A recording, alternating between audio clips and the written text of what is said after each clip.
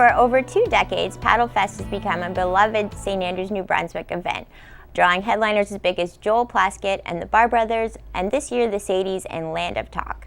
We're here today with creative director Luke MacDonald, with just days away from this year's festival. So can you actually tell me a little bit about where the name Paddlefest comes from? I think most people associate the event with music, but... Right. Sure, yeah. So yeah, as you said, the event's been going on for over 20 years in St. Andrews. And it started as a paddling event, and then started to incorporate more and more music over the years through Jamie Steele, a local legend, and the paddling side of things organized by a man named Bruce Smith. And they always sort of struck a balance between paddling and environmentally focused events and then music, and it's kind of grown and evolved from there, and more so into a music festival, but we always have the paddling element, and just out of honor and respect for where the event came from, we've kept the name, and every year we try and grow the paddling side as well as the music side. Right. How have you grown it over the 6 years you've been at the helms? Yeah, we've had some luck. We've had some success in being able to bring in bigger names, and just kind of we're lucky where the event is kind of the kickoff for both the festival season and the town itself for the summer season. So we've been able to bring in some bigger names, but a big focus of the event is also showcasing East Coast talent and New Brunswick talent. So we try and strike a balance between some headliners and then some local acts that people may or may not be familiar with, but hopefully we encourage people to, if they're not familiar with the acts, to come and check out and support some local acts as well as some national headliners. I grew up partly in Montreal, and Land of Talk is a band I remember from there, but what made you interested in them? Right. I've been a fan for years, and she took, the front woman Elizabeth Powell, took some time off music, and just came back over the last year or so, and it just lucked out that they were coming out east at that time, and that's kind of sometimes how it goes, but we kind of fell into it, and that was really lucky because I'm a big fan, so I'm really excited about that, and hopefully people will check them out because I think people will really enjoy them. Have you ever had to deal with a major cancellation? Luckily, no. Okay. Not anything major, and it does happen. It happens to big festivals and small festivals, and it's, so luckily we've never had to do that. But Beyonce canceled Coachella 2 years ago. Right, yeah, exactly. Yeah, no, so I couldn't imagine, especially we're a small event, so we kind of, we rely on that draw, and that, if it was a headliner, it would complicate things for sure. Do you have a plan B? Yeah, I always kind of have a backup plan, but you don't want to, you just kind of want to stay positive and stay the course, I guess. And Paddlefest has become a venue where some acts, like Matt Anderson, for example, is a big name now, but this was one of his first big festivals that he played. Are there any bands this year that you'd say might not be well known currently, but you expect to make a name for themselves at Paddlefest? Right. Yeah, I mean, there's a lot of great talent in New Brunswick and the East Coast. That's a big part of a big focus of the festival has become over the years showcasing emerging artists and up and coming artists on top of having some headliners and some established names.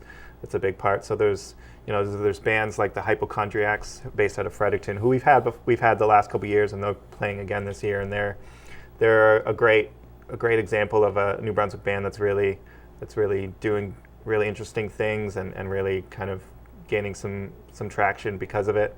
Lots of a band from Halifax called The Brood is the same, just very interesting band that hopefully if people aren't familiar, they take away enjoying them.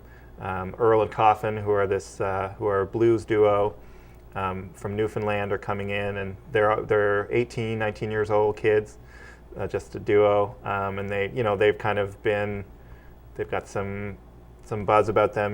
They've very strong guitar players, strong voices. A lot of people comparing them to a young Matt Anderson. So it's nice to get those kind of names sometimes and encourage people to check them out before maybe they get too big.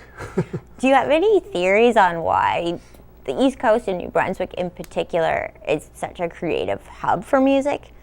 I think it's just the attitude of East Coast. People are a little more laid back and a little more, and there's really just it's a small but strong community in the East Coast of artists that really I think overall are very supportive of each other and very collaborative and there's a lot of interesting things going on, and we don't always have the resources of some of the Ontario and Quebec and British Columbia. Sometimes there's not as many places to play or opportunities, but I think that gives bands and artists a chance to be a little more creative on how they get out there and how they make their music. And what venues have you, I know there's the main tent in Town Square, but right. What other venues have been involved and continue to be involved? Right. So we've tried to utilize as many different venues and businesses in town as we can. The last few years we've done a kickoff show at Kingsbury Garden on the Thursday evening, and that's always a fun time. We do shows at the Algonquin Resort, sort of more concert theater style seating. We've done shows at Minister's Island.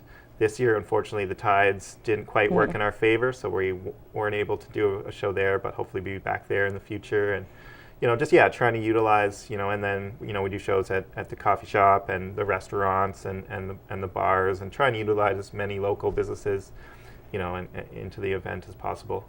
What have been for you some of the biggest milestones so far, accomplishments for you as a creative director? Bringing in like a name like the Bar Brothers, who I was a huge fan of and had kind of been trying to bring out, and it was their first time coming out east, and we were able to get them, and during their show they were playing a quieter song, and they actually asked the audience to remain silent.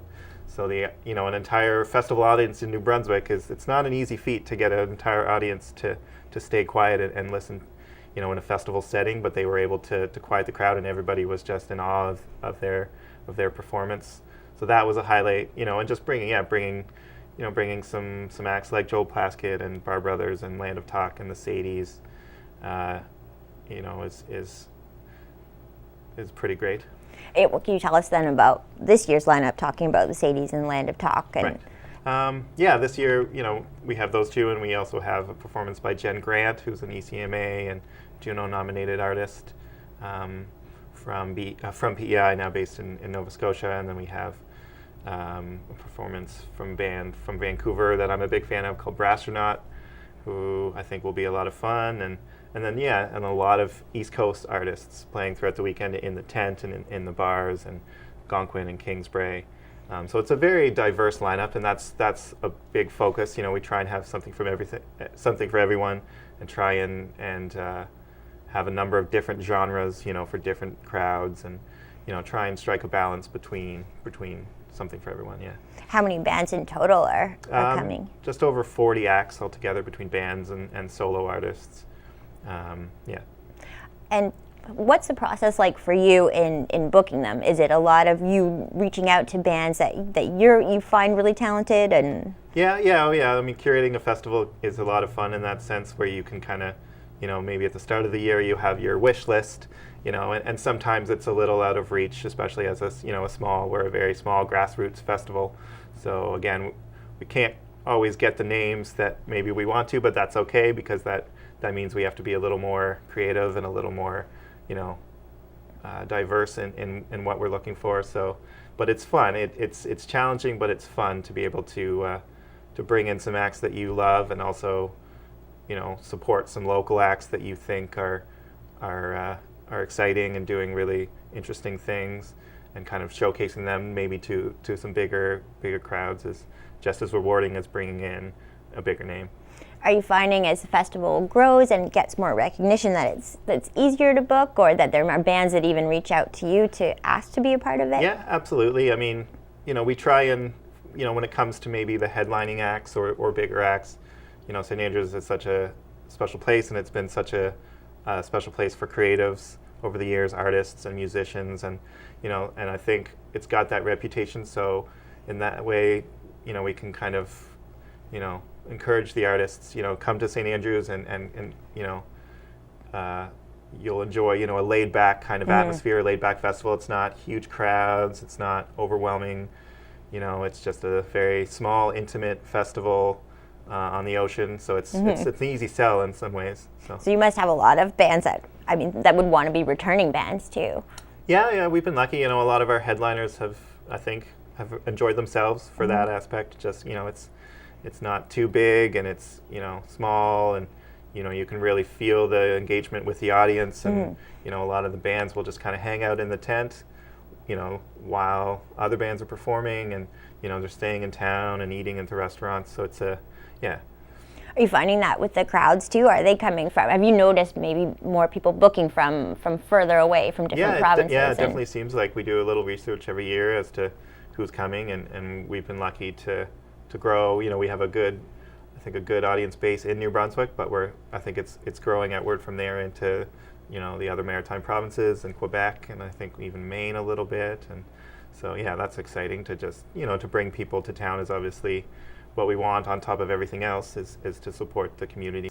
And if someone doesn't book online but happens to be in town the weekend of, are there places to buy tickets if you Yeah, there'll be tickets available up until the festival at the Red Herring Pub, and then once the festival starts, we'll just have our info booth. Our box office will be at the main gate of the main stage, so people can come down there for information and get a schedule, and if they need to buy tickets.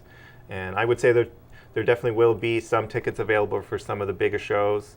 Some of the smaller shows may be sold out, but there will be day tickets available for the main stage shows and for some of the bigger shows over the weekend. So if people are, you know, down to the last minute deciding, I would recommend, you'll still be able to come down and get tickets. So. And what is happening this year in terms of the non-musical events, the paddle aspects, let's say? Right. This year we've been trying to build up that side of have some paddling events and some community events. So we have different recreational companies coming down and leading different types of kayak trips and stand-up paddleboard trips. And then we have the annual beach cleanup that we do with the Fundy Baykeeper and the Conservation Council of New Brunswick. And we have some art and nature discussions with the Nature Trust of New Brunswick, and they'll be doing a hike to the Coe Taylor Nature Preserve. We have our annual Paddlefest craft market, which we do Saturday morning, just in Town Square downtown.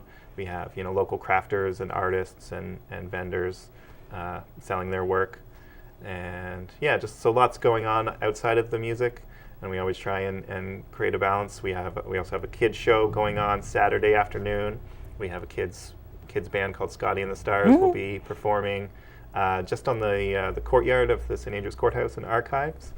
So that'll be a free to the public show, and there'll be, you know, some face painting and some kids games and stuff as well. So that's a good family-friendly activity too. Right. And there's a big focus on environmentalism with the festival. Yeah. What is that?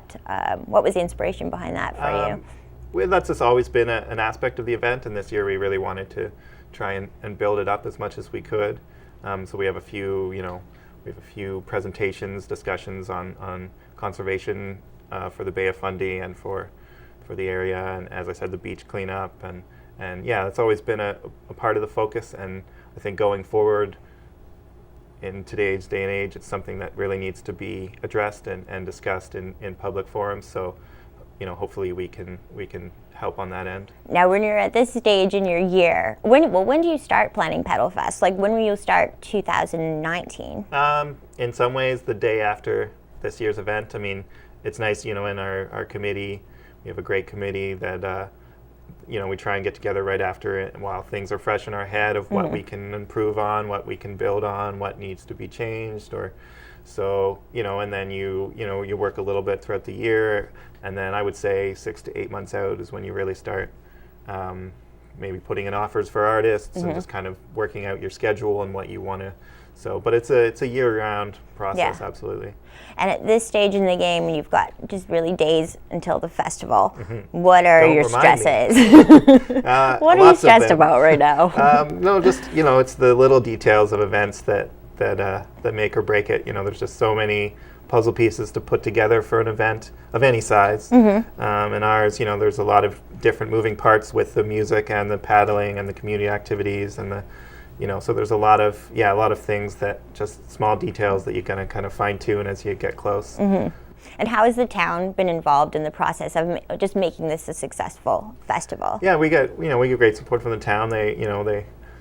We get the square where they donate the square to us to use, and just, it's a nice kickoff to the town for the season, and a lot of shops open up for the weekend, and it's kind of, it's a good dust off the winter. Yeah. So the town's been really great on that, and just the more that we can involve the town and the community too is always a goal. So.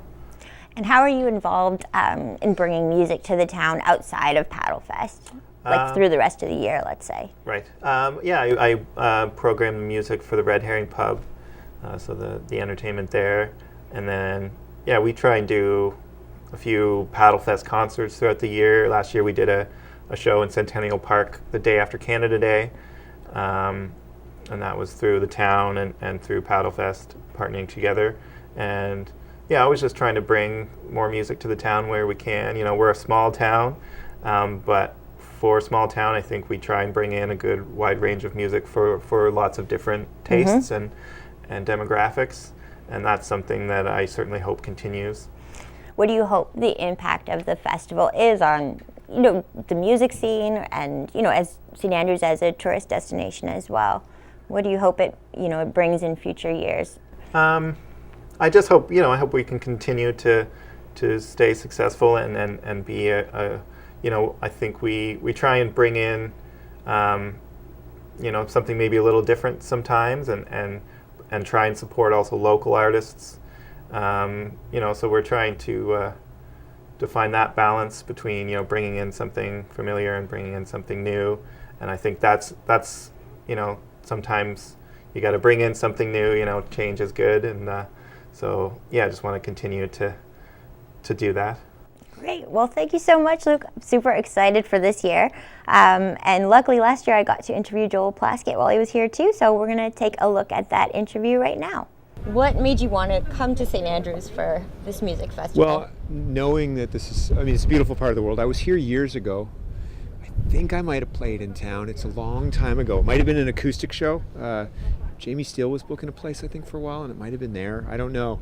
Either that or I was just hanging out. It was one or the other, but I'm really happy to be back. I'd heard good things about the festival, and actually I looked at the lineup too and everybody else who was invited, and I thought, this is going to be fun. So what makes you've been famous since you were like 17. What makes you stay in Canada for so long and not move to the States or even...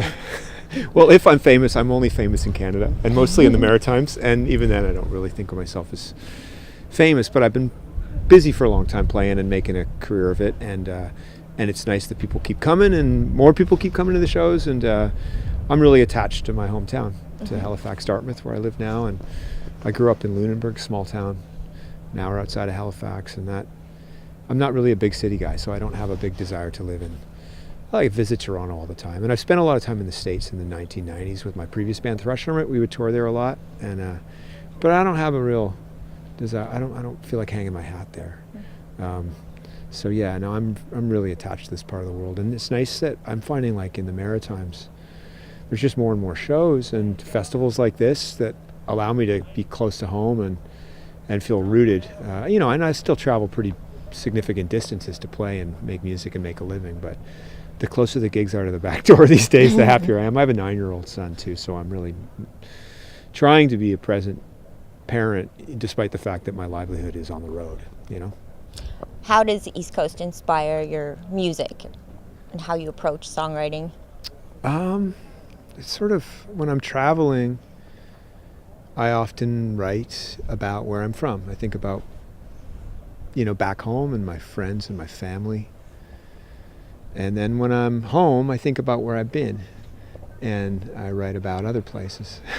But I'm rooted in Nova Scotia, and I have been for a long, long time, my whole life. And so it just is just part of what I do, and I think the sound that the band has, and I guess my songs have, is is a mix of everything I grew up around, from my dad's music, playing folk music with his band Starboard Side in Lunenburg when I was younger, to the early days of the Halifax music scene with Sloan, and Chris is on this bill tonight with Tons, and Matt Murphy, who played in the Super Friends, and Mike, who was in the Inbreds. They have this band Tons, and those are old friends of mine that I looked up to those guys for many years. Those songwriters are a bit older than me, and I was very much influenced by them. My drummer Dave was in bands. He's a little older than me too, and was a big influence on me. So I just feel like my music is just this sort of mashup of all the influences that, and by and large, when people ask me what I'm listening to, often it's stuff by my friends, or sometimes it's people I'm working with. I'm producing stuff at the studio for other people, and I like local music. I like to know what people are doing, and I'm always sort of got my ear to the ground for that. So. Why do you still write cohesive albums, given that it's like the iTunes era, where a lot of songwriters are thinking more about a song being a hit versus an album? Right. I come from that time, and so I'm attached to it. I've also never been a singles artist, even when I made albums. Videos were never a huge part of my career. I made some, but I never had a lot of big single radio airplay, other than my song Nowhere With You, which sort of, partly because it was in a Zeller's ad, it seemed to get added to radio stations across Canada. And CBC's been really good to me. But I still make records, and I also make albums because I like working thematically. It gives me a framework in which to put my songs together and really focus and make a record as but also I think about live shows and what I want to bring to the live show, because that's really where the joy of seeing the songs come alive is, as well as just from a practical point of view, it's the livelihood. So I'm always thinking about, really, record sales have never been a big part of the equation. Singles have never been a huge part of it. You pick a track and you fly that out there as a single, but by and large, I try and work thematically with the ideas like, here's a group of songs, here's where they're coming from, here's what I was writing about, take it out on the road, and it adds some diversity to the catalog and becomes and then I can identify every album as a time and a place, and feeling like this is where I was and this is who I was working with and what I was writing about. Some of those themes ride from album to album, but if I was just doing singles, I don't think that I could locate the creative times in my life as distinctly, and so I'm really attached to the album format. There's a long answer to your short question. Sorry. Has the digital era, in any way, since your career spans so long, has it changed the way you approach music or changed your life as a musician? Well, it's changed my life as a human being, as it has everybody. Anybody who grew up without the internet and then did, I remember the time before this was buzzing and I could access everything at once and get overwhelmed by it. And so yeah, I mean, it's changed the way I receive information, and I'm feeling overloaded by it to a certain extent from a making music point of view. I mean, more like when I did Scrappy Happiness, maybe that's 6 years ago or more now. We were putting up YouTube videos of each song once a week, things like that, and you can make these sort of. I was trying to be creative with the technology in a way that's a bit homemade still. I mean, the nice thing about the internet and how quickly you can put something out there is, if you are really creative with it, you can do stuff really. You can send it out right away and respond to things very immediately. That's pretty neat. But the flip side of it is, your response is maybe of interest to people for about 25 seconds, or the time it takes for the song to last, and then they moved on to the next response, the next bit of information that's flying at them. Maybe that's sort of a slightly negative way to look at it, but there is such an overload that it's hard to capture people's attention when they have access to everything. Limitation is a really good thing from I think a cultural development point of view, like places sort of being insular and having a sound and things like that. Less and less of that seems to be happening because we have access to so much at once. So the peculiar doesn't seem to but then I don't know, maybe I'm just looking in the wrong places. I'm sure the corners of the internet have all sorts of weird, cool stuff happening. I'm just sort of like overwhelmed by Donald Trump. You know? I think everybody is.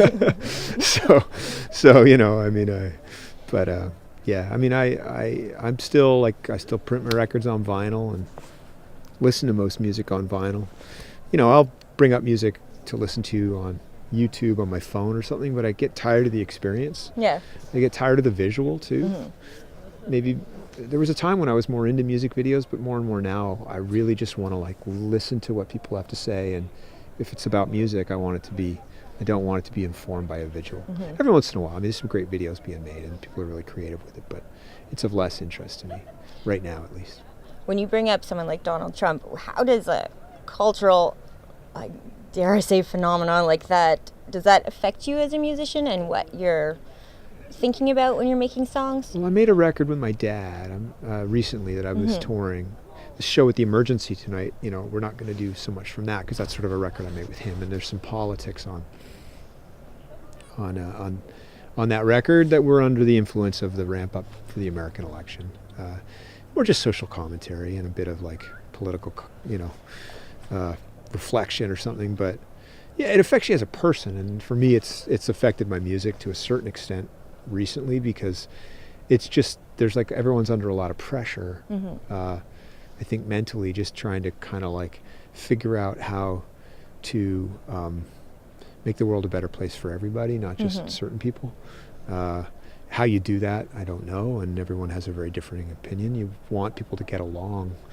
That's, for me, that's like there's these really wide ranges of opinion and a lot of people angry at each other. And I get angry about stuff, but you want to find common ground, and that's what I'm finding to be really challenging is where that exists. It seems, you know, you can find a lot of like-minded people on the internet or out in the world, and most people I encounter on a day-to-day basis I get along with great. Maybe if we got down and talked politics, we'd hate each other. So I'm just trying to go about it, I don't know, moving through the world, making music. I get a lot of joy in performing, and even if some political undertones creep into the music, my hope is that if people are at the show that feel differently about things than I do,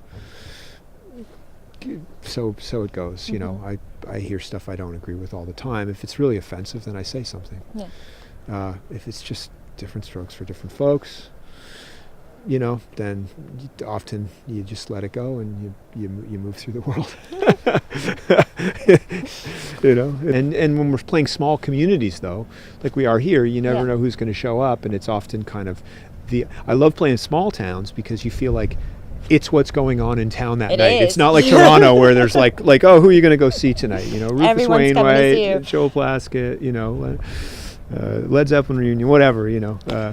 But when you're in a small place, it's sort of like, what's going on? It's like, well, we can hear it down the street. Let's go find out, you know. And that's great. I love that. I love getting in front of people who've never seen the band before. And I grew up in a small place, so I love what music can bring to a community, you know. Southwest Magazine is a news and public affairs production of CHCO-TV, New Brunswick's only source for independent community television.